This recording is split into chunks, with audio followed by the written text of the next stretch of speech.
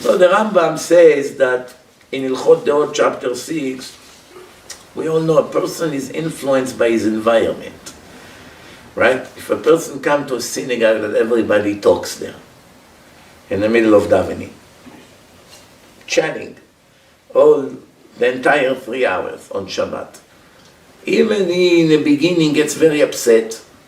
He moved, let's say, to the town or whatever. He is not used to talk.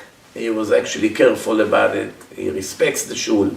How many weeks you think it will take until he will join the party? How many weeks? 1 month, 2 months, 3 months. Then all of a sudden you come here later and you see he's the head of the talkers. What happened? In the first month you were going crazy here, bang on the table. You went shh. There is a sad joke. There is a sad joke. You know what the sad joke say? No. The sad joke says, how do you know when you became frum? Now you're Baal Tshuva. How do you know when you can already call yourself I'm frum? When you begin to talk in shul. Why? Because the Baal Tshuva, they don't dare to talk in shul, because I did not become religious to become a criminal. If I already changed my secular ways, I might as well come to shul to pray. In some of the synagogues, they have a sign. If you come to shul to talk, where exactly you will pray? Right?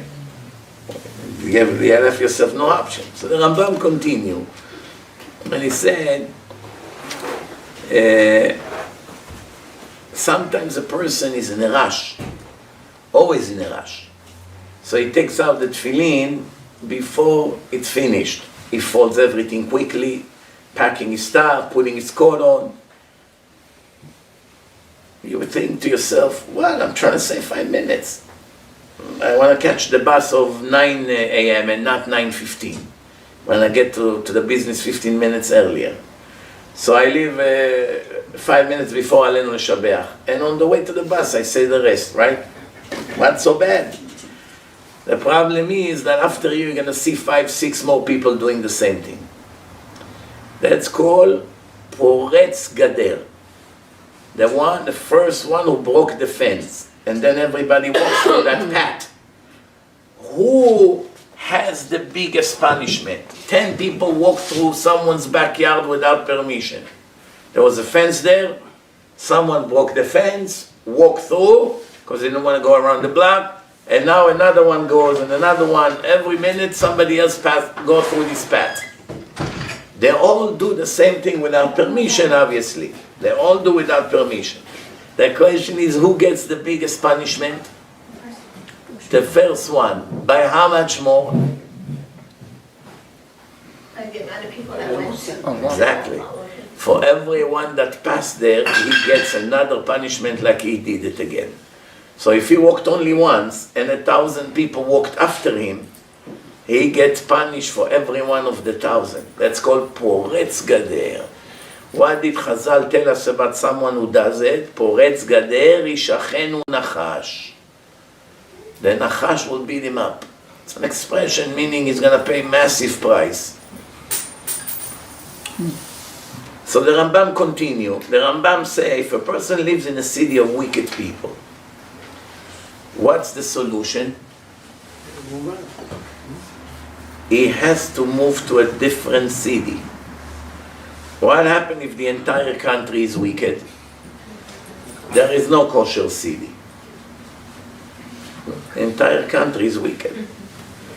He should move to another country.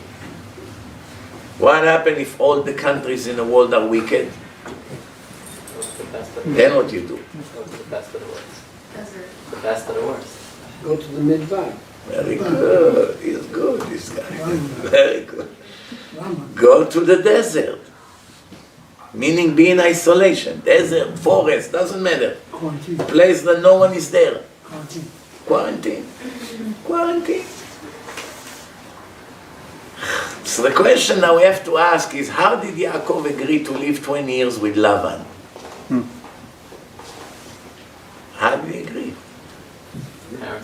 live in the same area, probably they had to sit and eat together in the same table more than once. Are you allowed to even look at the face of such a crook? And not only that, when he finally meets Esav, what does he say? Im Lavan garti, v'taryag mitzvot shamarti. And I kept the entire 613 commandments.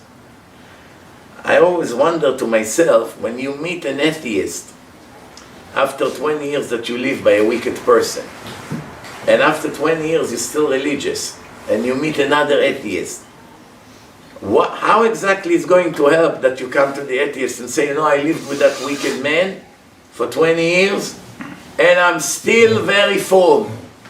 I stay very religious. If you want to impress him, you should tell him I became modern. Now I'm open-minded. I go to the theater, I join the college. That's how he's gonna like you. Since when you come to a wicked person and brag that you stay ultra-orthodox?